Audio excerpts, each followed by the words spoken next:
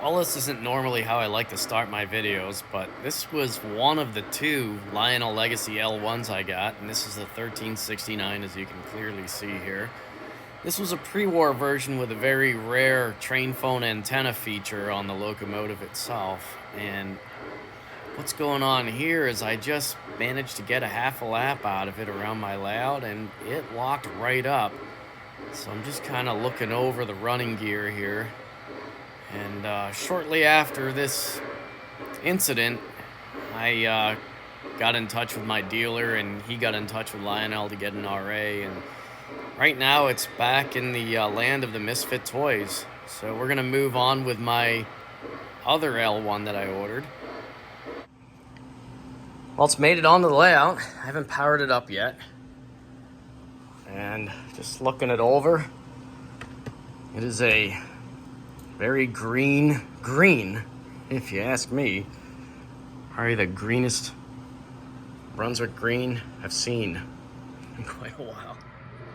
Okay, a real quick note on what I'm calling Brunswick green. I should actually be saying DGLE or dark green locomotive enamel, but I hope you can forgive me because in my past modeling experiences, I have found that Brunswick green paint is probably the closest you can get to DGLE on an O-scale model. And here's a collection I have, my beloved polyscale Brunswick green, which I am nursing for as long as I can, and an actual real bottle of Floquil Brunswick green that I'm really going to keep for a very special occasion if it ever presents itself. This stuff will survive a nuclear war. The polyscale will last a really long time if you keep the bottle, if you keep the cap nice and tight, nice and clean, and keep it in a dark place like this. This Badger, this is some stuff I just recently picked up. I was out in Chicago, and this is something that's kind of promising as far as I really like the properties of the paint. The shade is to be determined. I gotta play around with it. But this is why I kind of mix up Brunswick and DGLE. A Screaming Penzie fan, otherwise known as an SPF, would probably really get on my case for that. So I hope you guys can cut me some slack. I don't know. I think it's workable. As you know, this is, or may not know, this is XMTH tooling. I believe the running gear is a modified MTH chassis. The only reason why I think is because of this kind of suspension feature here for the rear trailing truck. It's not present on the modified K-line running gear that Lionel has used before. So far, cursory glance, just fresh out of the box and sitting on the layout. Everything seems to be there. Nothing missing, seems to be in good shape. So this is the post-war detailed version, so it has the high-mounted headlight and generator. We've got green cab roof and deck. I really like it. And a doghouse for the brakeman.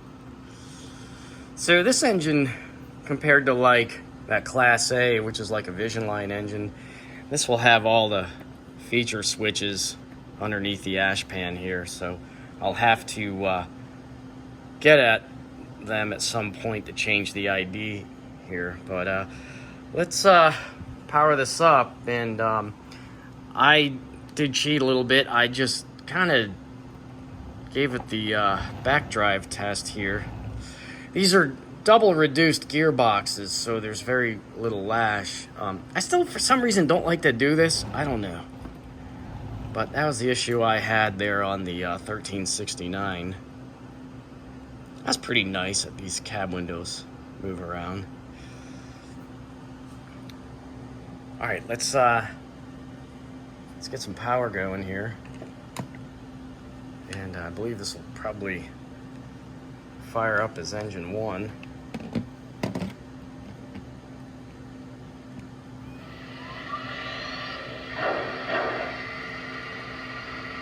Those lights aren't flickering.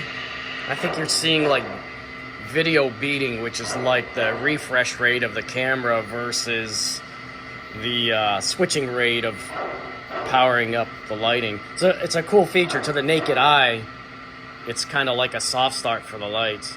And as you can see, we have some really nice smoke. I may smoke this engine. I'm so teed off with the other one that froze up on me that I might use these as dedicated smokers, but I don't know. I'm just gonna set this engine 1 temporarily to Legacy, just to give it a trip around the layout. That will populate the cab 2 here with the proper menus.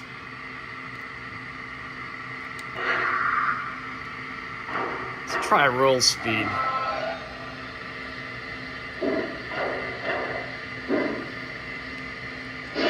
I'm gonna shut the smoke off for now. I think it was on low. It's high now. I should probably put some fluid in it.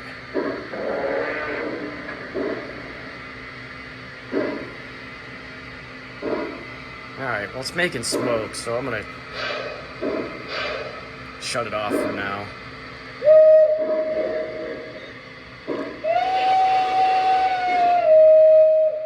That's a pretty good whistle, I think, for Penzia. Pretty sure that's like their peanut whistle or whatever.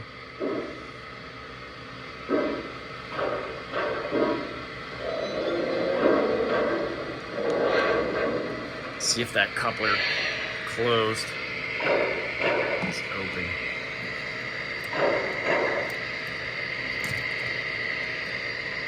So I got an 805 on this car here, so it can grab.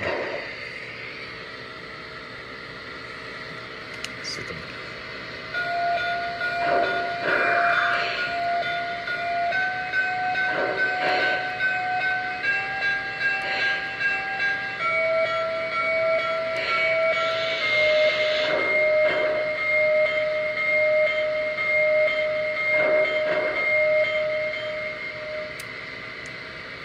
kind of like that last one.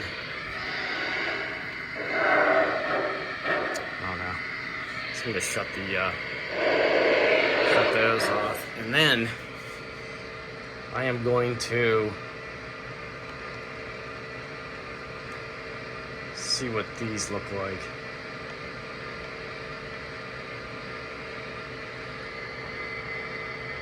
They're very bright. Shut them off anyway. All right, let's see if this makes it around the layout here. I'm gonna put it on medium momentum, and we'll just go to slow. Dispatcher, go to slow speed. Over. Copy, dispatcher. We're running at slow speed. Out.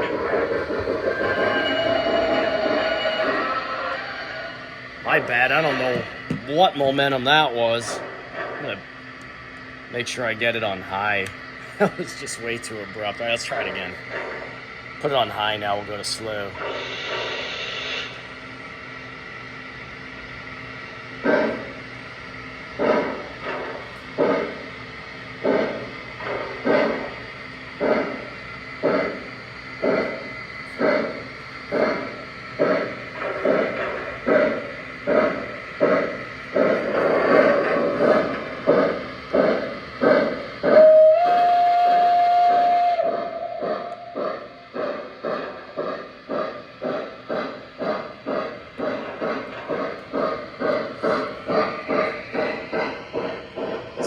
Long train, kind of heavy for this. I may split this train in half.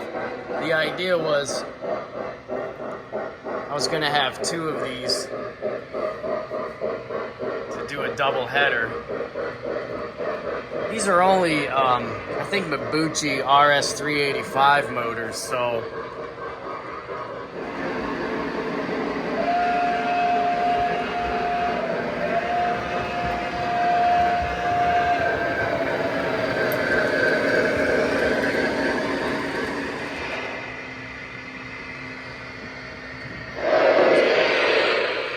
it's got the full lighting package, which is pretty nice, you know. It's got a doghouse light. I saw it on earlier before. I like being able to turn all the stuff on and off. It would be cool if you could control brightness too through the Cab 2 or whatever future app they have coming out.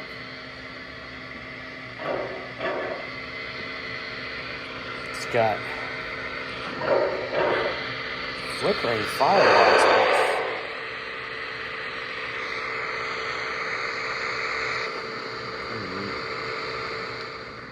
And like the other one, this is what you get. You get some extra thick traction tires to bounce your drivers through all your switches. You got a big fat front dummy coupler. I'll have to probably fabricate a dummy Kadee up front, and then here's your Kadee adapter hardware for the tender. So that's what I'll be doing next.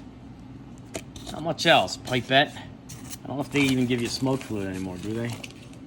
That's fine. Some snacks for later. Alright, so I'm ready to Kadee-ize the L1's tender here. So it usually consists of taking the shell off and popping the E-clip here on the electrocoupler and fishing the wires through. So let's get to it. And make it pretty easy to do this actually, other than chasing the wiring through.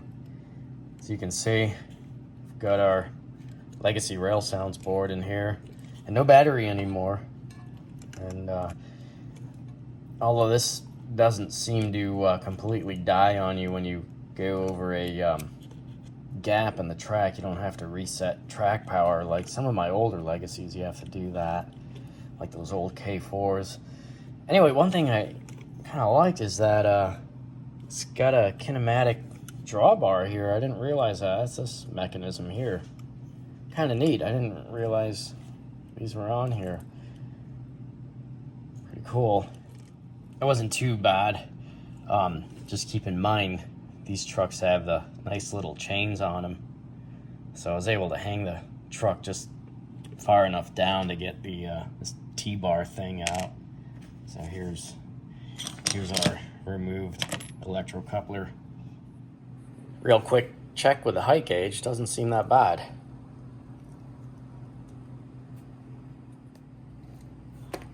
I don't know if I really like that. This is a standard 805 box.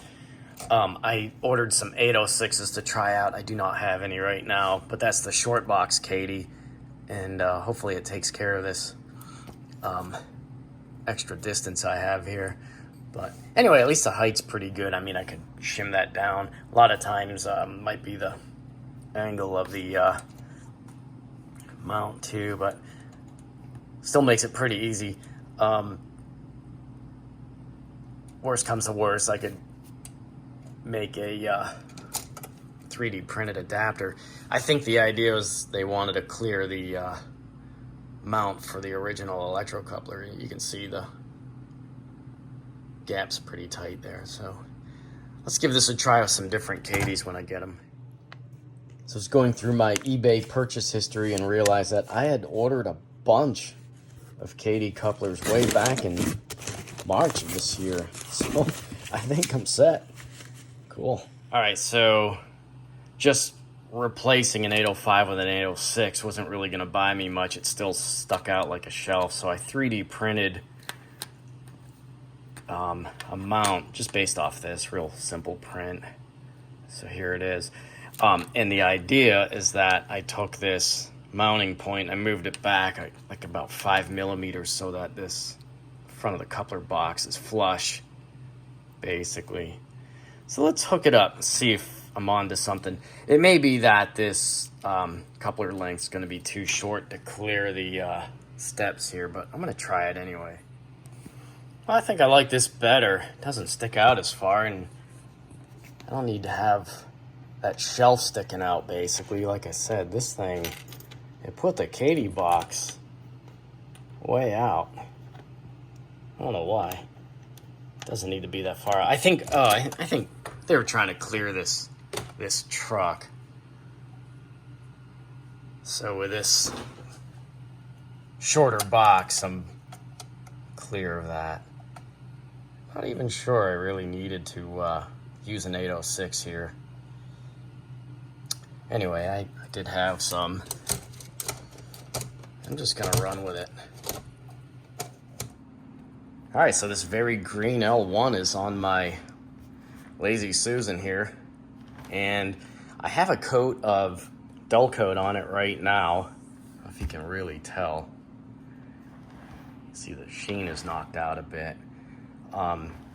What I'm going to do is experiment with putting some kind of a wash on here before I do any further weathering to see if I can tame this green and see what we got. Boy, that's kind of bendy.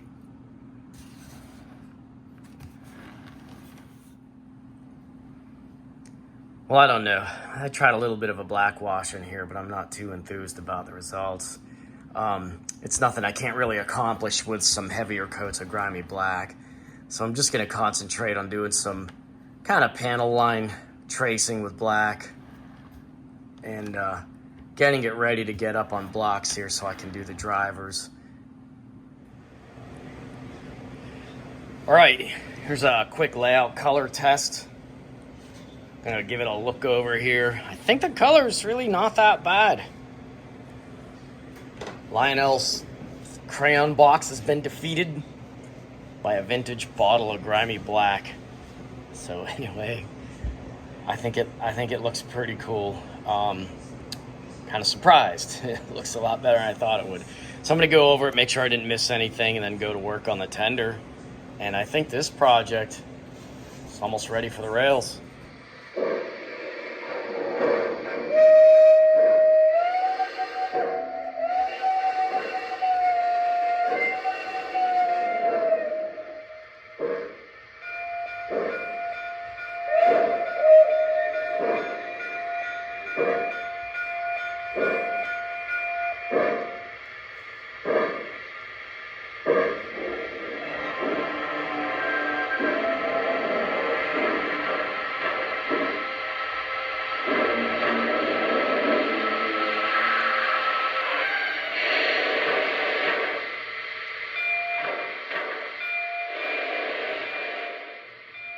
Well, as you can see, the 1343 here is ready to pull some freight. And I think the grimy black application here beat down Lionel's booger green attempt at DGLE/Brunswick. So I don't know. Would have been nice if they would have painted this the same way they did some of their other engines in the past, but I think it came out pretty good for what it is. Again, these engines were pretty good street price. That's why I ended up getting this one and the 1369 there with the intent of running them as a double header. Little disappointed with the gearbox failure of the 1369. It's back with Lionel currently. Hopefully I'll get it back soon. We'll follow up with another video. But right now, all that's left to do is really set up a train for this one and enjoy it for a while. So I think some of the whistles sound really good. The whistle number 1, the default, I think is really nice. And see what else we got on here.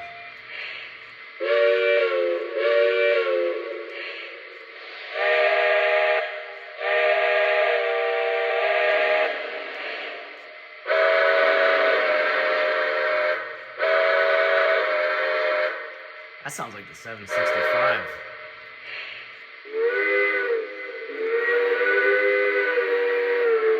And that kind of sounds like Lionel's old M1 whistle. I kind of like that too.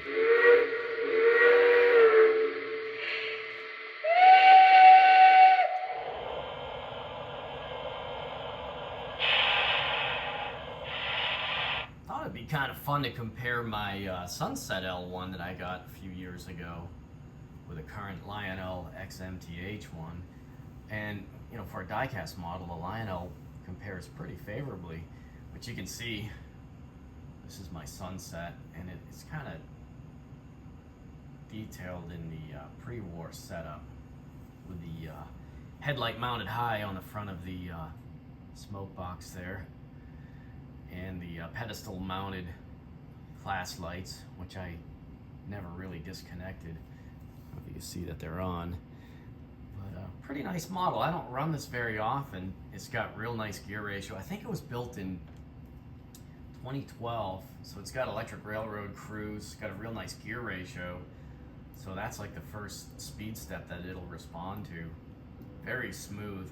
It's got 4 chuff per rev using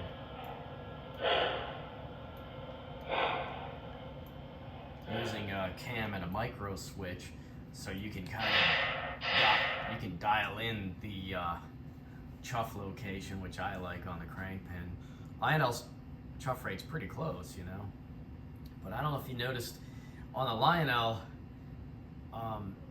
ex-MTH, when MTH issued this L1, they simply reused their short tender from their decapod. And I don't know if MTH made their I1 decapod before the L1. I don't really know. But it's technically incorrect, but it's dimensionally correct as far as capacities.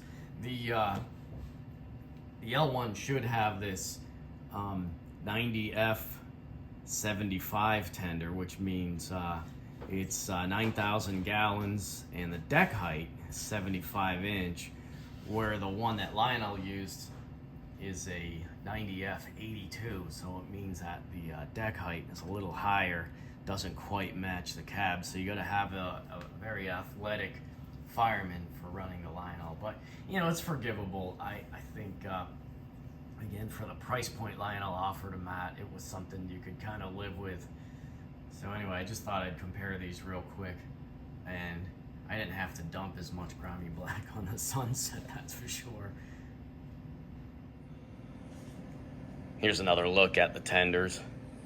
So for those that don't know, Pennsylvania kind of designated their tenders with water capacity in the hundreds. So a 90 is 9,000 gallons, and F for freight or P for passenger. And I think the difference with the passenger is that they would have maybe more air lines for signal lines going back to the train. And of course the deck height. So that's our deck height difference.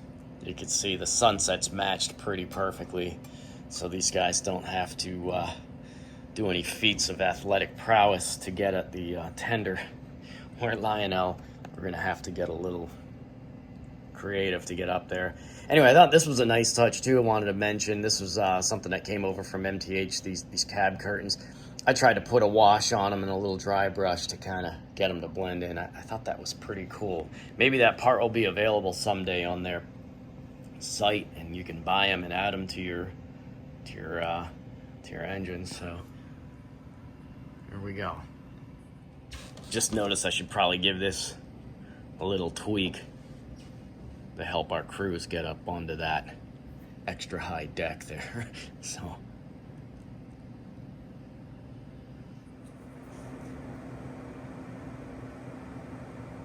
this engine is sweet though. I should run it more often.